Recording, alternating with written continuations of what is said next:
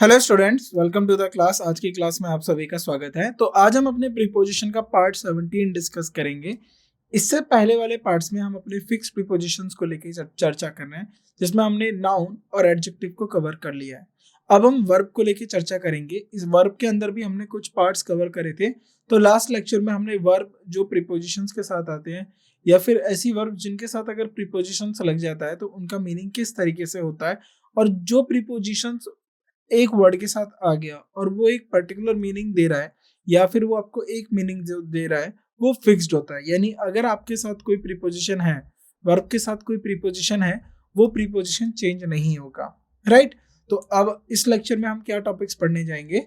इस लेक्चर में सबसे पहले हम प्रीपोजिशंस चेंजिंग विद सिचुएशन। अगर हमारे प्रीपोजिशंस बदलते हैं सिचुएशन के अकॉर्डिंग तो उसके साथ मतलब किस तरीके से प्रीपोजिशंस लिए जाएंगे। अगर वर्ब के साथ अगर प्रीपोजिशंस बदल जाता है पर्टिकुलर, देखिए फॉर एग्जांपल अगर हम एक ही वर्ड लें ए और बी, एक ही वर्ब है, ये सपोज ये वर्ब है और इसके साथ आप एक प्रीपोजिशंस लगा रहे हो। राइट, ये हो गया हमारे प्रीपोजिशन और इस यहाँ पर इसका ही मीनिंग आ गया। अगर इसके साथ आपने प्रीपोजिशन सी लगा दिया और इसके साथ प्रीपोजिशन बी लगा दिया तो दोनों में ना मीनिंग डिफरेंट हो जाएगा। इसका मीनिंग डी आएगा, इसका मीनिंग ई आएगा। कहने का मतलब है कि सेम वर्ब के साथ अगर आप प्रीपोजिशन में बदलाव कर देते हैं तो उनका जो मीनिंग है वो भी बदल जाता है। यहाँ पर अब आने वाले दोनों टॉपिक्स के अंदर हम यही चीज डिस्कस करेंगे। और दूसरा जो हमारा टॉपिक रहेगा वो रहेगा verb preposition changing the meaning. अगर वर्ब के साथ अगर कोई प्रीपोजिशन आ जाता है तो वो उसका मीनिंग किस तरीके से बदल जाता है। राइट। तो सबसे पहले हमारा जो कॉन्सेप्ट है ना उसको डिस्कस करते हैं, यानी verb prepositions changing with situation. ऐसे प्रीपोजिशंस जो सिचुएशन के साथ बदलते हैं लेकिन जो वर्ब आ रही है वो हमेशा सेम रहेगी। एग्जाम्पल के तौर पे अकाउंट फॉर, आप अकाउंट फॉर को पहले से पढ़ चुके हैं। अकाउंट फॉर का मतलब होता है एक्सप्लेन करना। जैसे she had to account for all the missing money, यानी उसको एक्सप्लेन करना पड़ा। क्या एक्सप्लेन किया था उसने? जो उसका पैसा या जो धन उसका खो गया था उसको लेकर उसने एक्सप्लेन दिया। तो जब भी आप अकाउंट के साथ फोर लगाएंगे तो उसका मीनिंग आएगा एक्सप्लेन। अगर आप अकाउंट के साथ टू लगा देते हैं, देखिए दोनों में वर्ब क्या है? Same, account. अकाउंट यहां पर आपने फोर लगा दिया तो मैंने आपको बताया था ना इस तरीके से ए देन उसके बाद आपने यहाँ पर बी और यहाँ पर सी और मीनिंग हो गया डी और ई। अब देखिए अकाउंट दोनों के लिए सेम है, यहाँ पर भी अकाउंट सेम है। प्रीपोजिशंस मैंने बदल दिए, फोर आ गया टू आ गया, तो इनकी मीनिंग भी चेंज हो गई। यहाँ पर एक्सप्लेन आ गया और यहाँ आ गया answerable. Right, answerable to some person, answerable इसका मतलब होता है उत्तरदायी।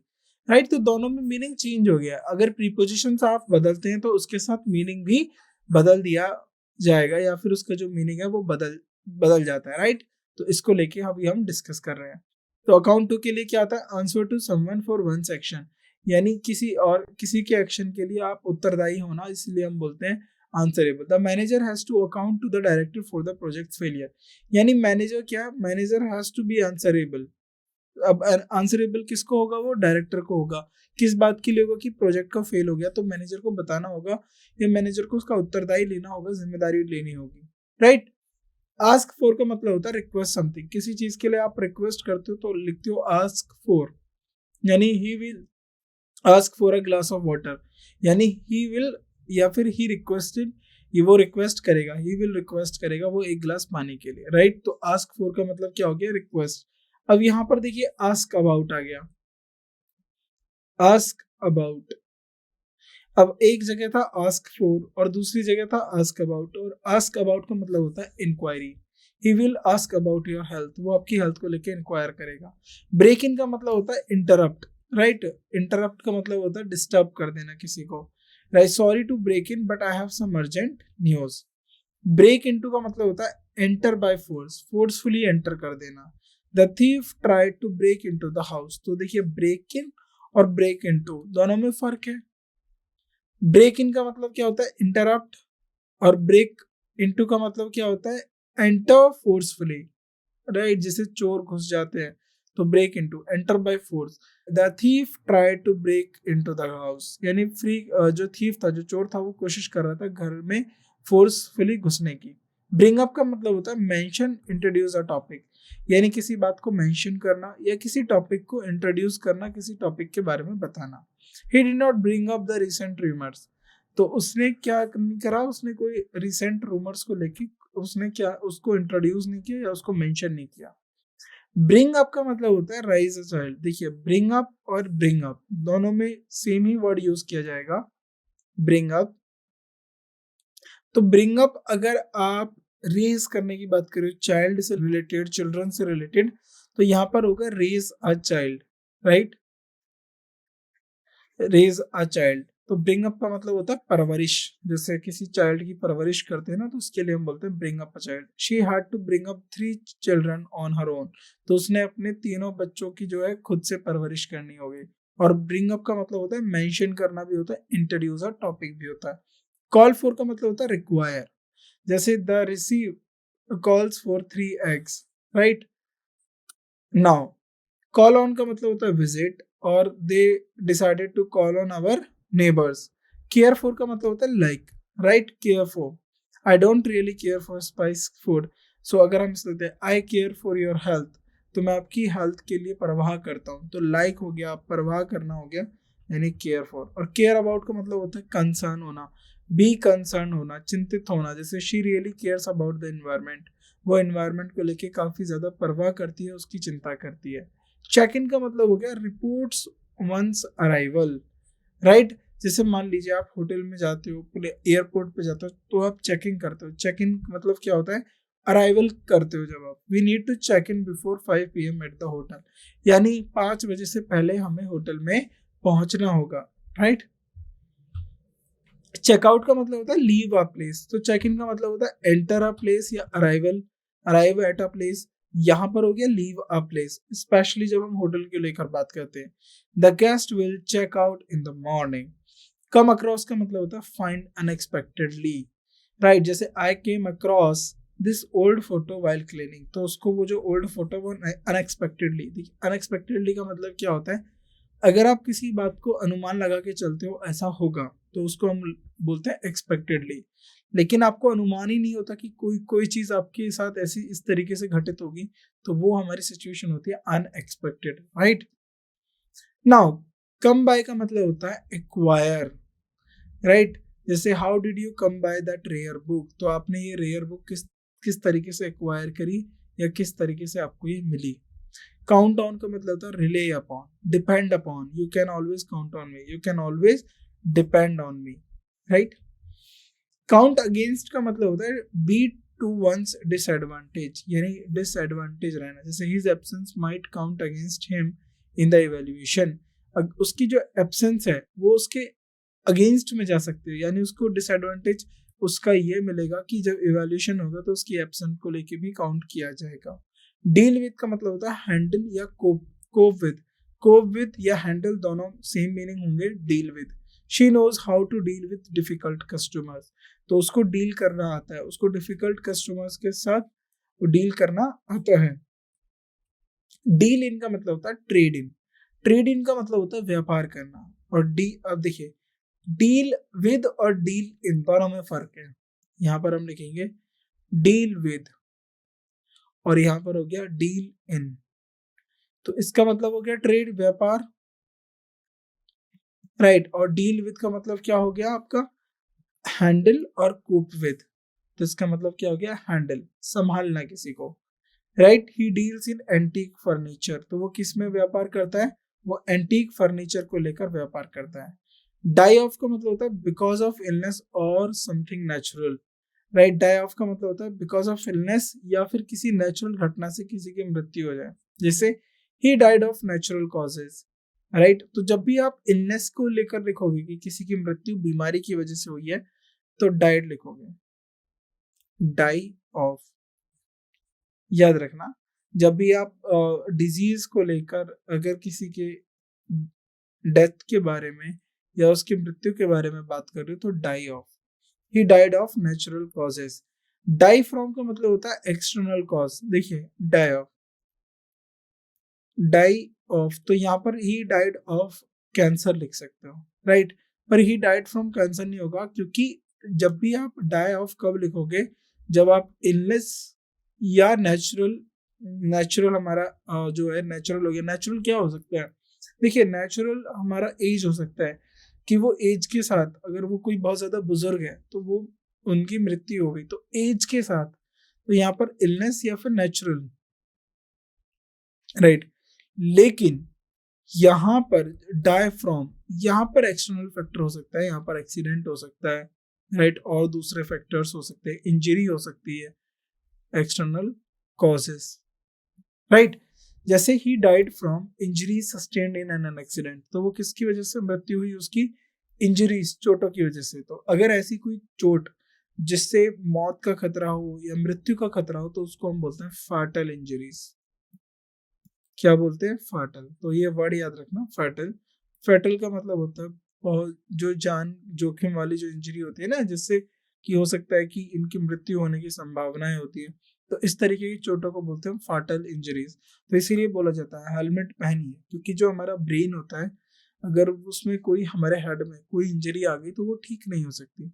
हमारे जो न्यूरॉन्स होते हैं, हमारे जो ये टिश्यूज होते हैं, ब्रेन टिश्यूज, ये अपने आप में रिपेयर नहीं कर सकते। बाकी का जो दूसरा बॉडी पार्ट है उसमें सेल्फ हीलिंग होता है। आप हल्के से हाथ पे कट हो जाता है तो आप देखा होगा अपने खून क्लॉट होता है और उसके बाद जो है आपका जो कट था वो गायब हो गया। लेकिन ब्रेन में ऐसे नहीं होता है, और ब्रेन बहुत इंपॉर्टेंट ऑर्गन होता है हमारे बॉडी पार्ट का, तो इसलिए हेलमेट दिया जाता है ब्रेन को कवर करने के लिए, राइट। तो ये हमारी मोरल ड्यूटी होती है कि हम अपनी हेल्थ को लेकर खुद से सावधानी बरतें, सतर्क रहें, कि हमें किसी और के लॉस को इन्फोर्स करने की जरूरत नहीं है, हमें खुद से अपनी चिंता करनी चाहिए, राइट। तो जब भी आप अगर कोई ऐसी सीवियर इंजरीज की बात करोगे तो फैटल उसके लिए सही वर्ड यूज होता है। डिफर फ्रॉम का मतलब होता है be not the same, right. Same का मतलब होता है हूबहू ऐसा ना होना। My opinion differs from you, तो जो मेरे विचार हैं ये आपसे अलग है, आपके जैसे नहीं है। Be not the same. Differ with का मतलब होता है डिसएग्री विद, तो मैं आपसे सहमत नहीं हूँ। जैसे आई differ with you on that point, तो मैं आपसे असहमत हूँ इस पॉइंट पे।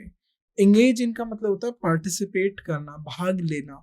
दे वर एंगेज्ड इन डीप कन्वर्सेशन, तो वो किसमें एंगेज थे, वो किसमें पार्टिसिपेटेड थे, डीप कन्वर्सेशन में, राइट। एंगेज विद, इंटरेक्ट, तो यहाँ पर एंगेज इन हो गया और यहाँ पर हो गया एंगेज विद, तो इंटरेक्ट करना। The speaker engaged with audience effectively, तो जो हमारा वक्ता है, स्पीकर है, वो अपनी ऑडियंस, श्रोताओं के साथ कैसा था, एंगेज था, राइट। एंटर इनटू का मतलब होता है start a formal agreement. Yes, enter into याद रखिएगा। तो जब भी आपने न्यूज देखा होगा कि इंडिया एंड सिचेल्स, सपोज कोई कंट्री होगी Seychelles, enter into a trade partnership, तो फॉर्मल एग्रीमेंट होना, right. They decide to enter into a partnership, यानी वो फॉर्मल एग्रीमेंट के तौर पे वो किस में एंटर करे, पार्टनरशिप में। नाउ एंटर फॉर का मतलब होता है apply for, right, specially in competition. तो जब भी आप कंपटीशन के अंदर अप्लाई करते हो तो इसके लिए हम यूज करते हैं enter for. He decided to enter for the marathon next month, तो उसने क्या डिसाइड किया, एक मैराथन में भाग लेने का। तो अप्लाई फॉर मतलब पार्टिसिपेट या फिर भाग। और जब ये कब बात होगी, जब हम कंपटीशन की भावना रख के बात करेंगे, राइट।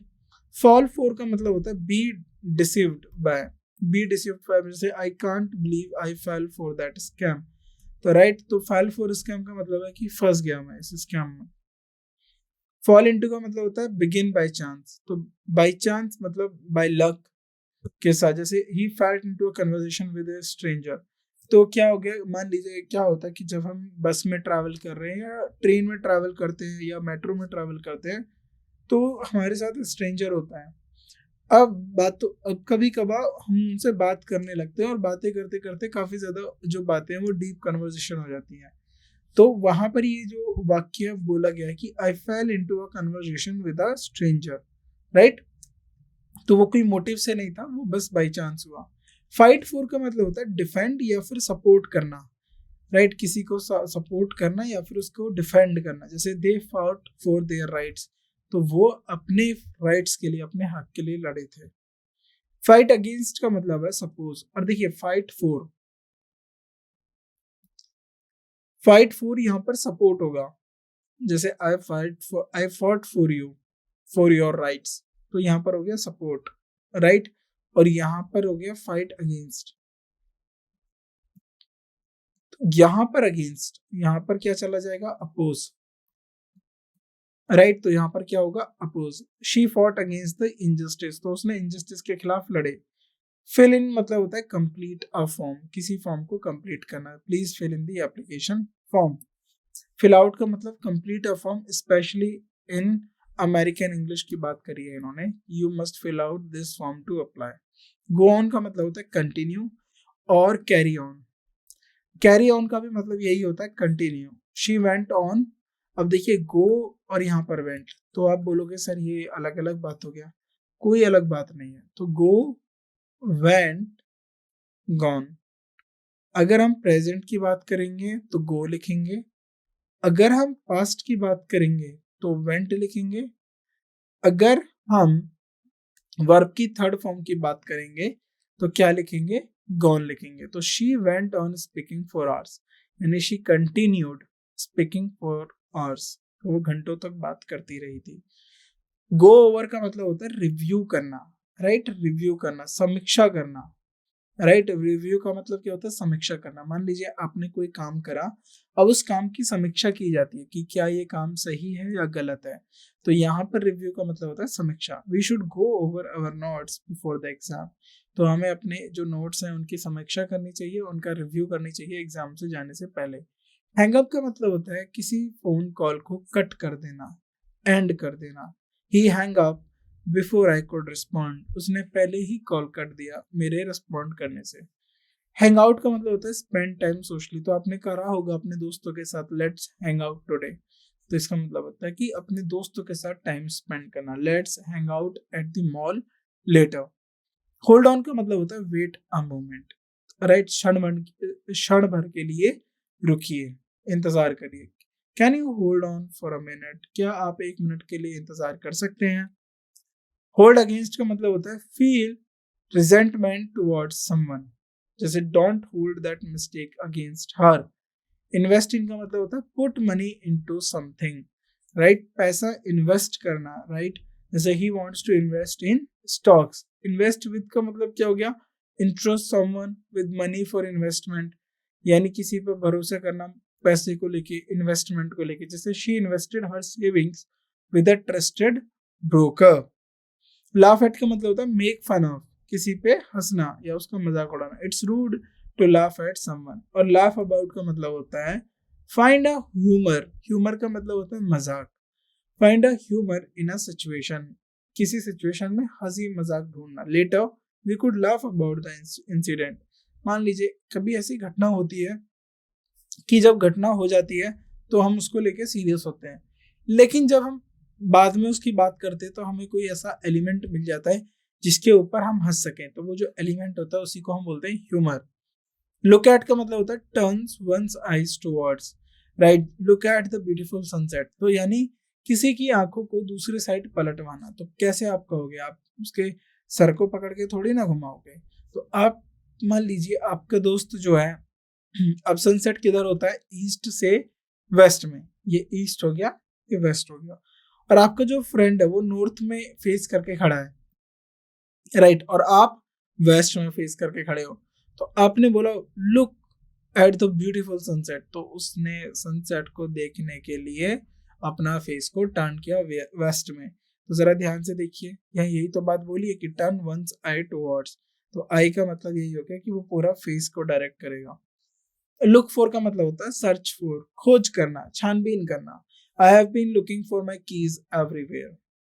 ऑप्ट फॉर का मतलब होता है चूज करना, राइट, चुनाव करना। Given the choices I would opt for the blue one.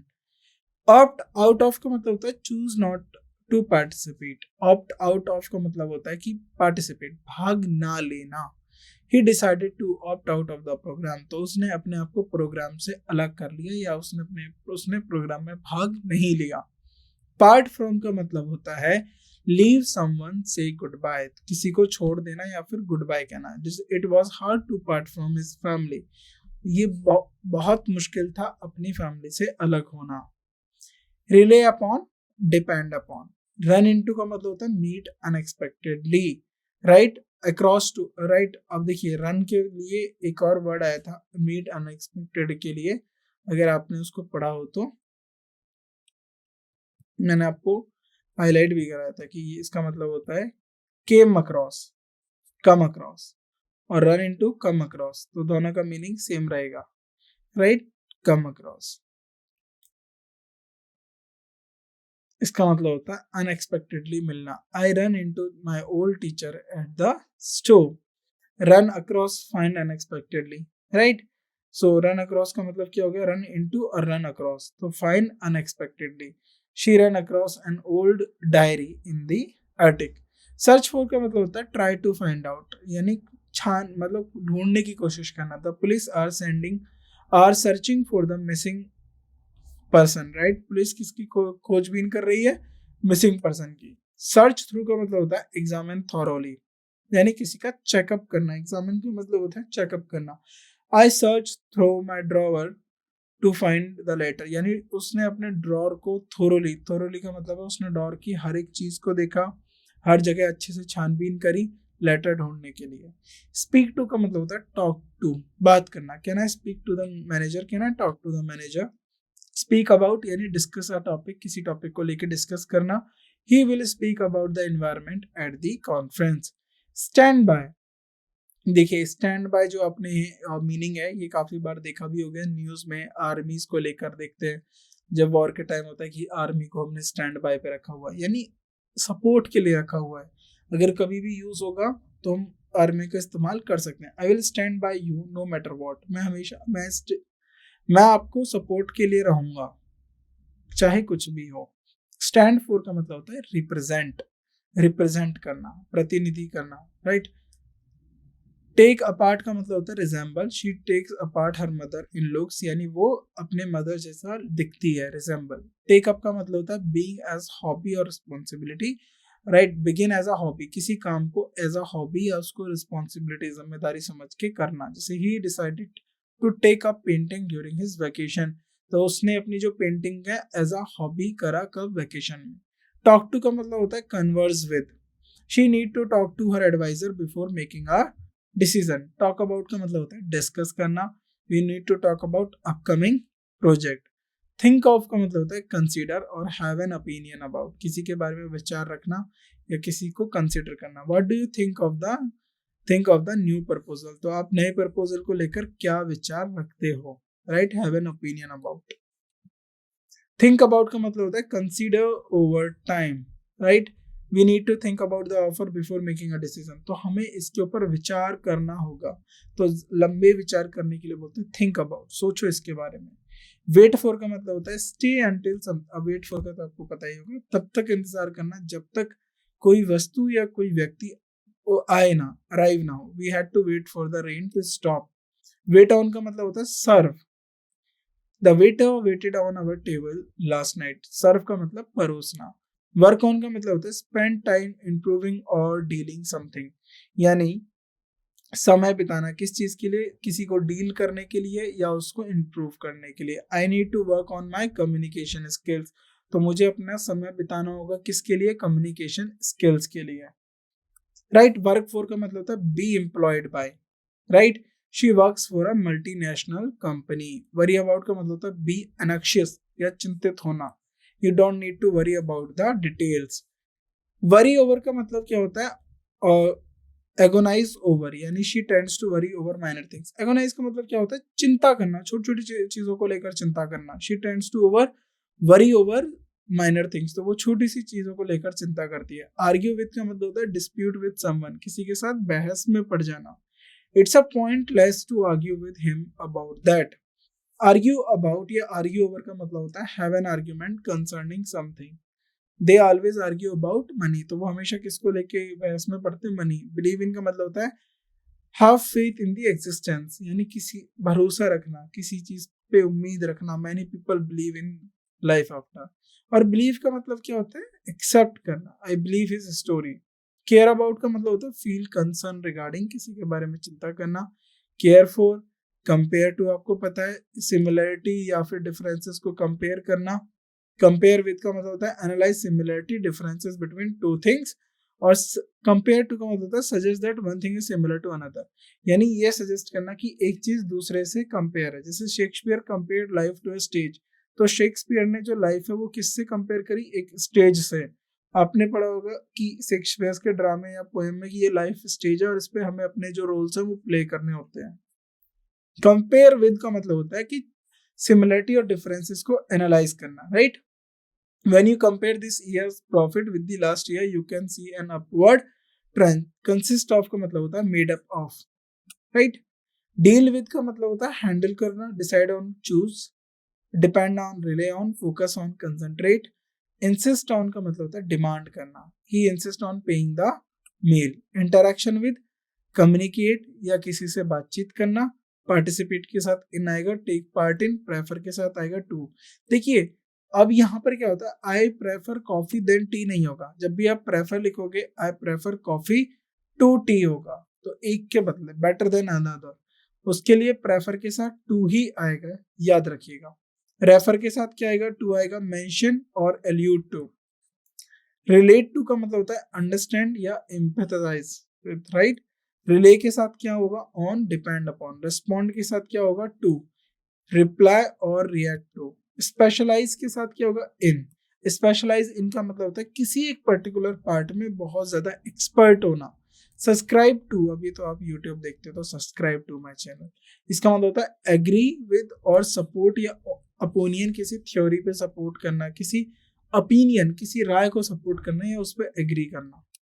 सफर के साथ आता है फ्रॉम, तो जब भी आप अफेक्टेड हो गए बाय एक्सपीरियंसेस ऑफ पेन और इलनेस तो उसके साथ क्या लिखोगे, सफर के साथ फ्रॉम। वॉर्न के लिए अबाउट, वॉर्न अबाउट का मतलब होता है राइट, किसी आने वाले डेंजर और खतरे या प्रॉब्लम को लेके पहले से ही सावधानी दे देना, इन एडवांस सावधानी बरतना, उसको बोलते हैं वॉर्न अबाउट।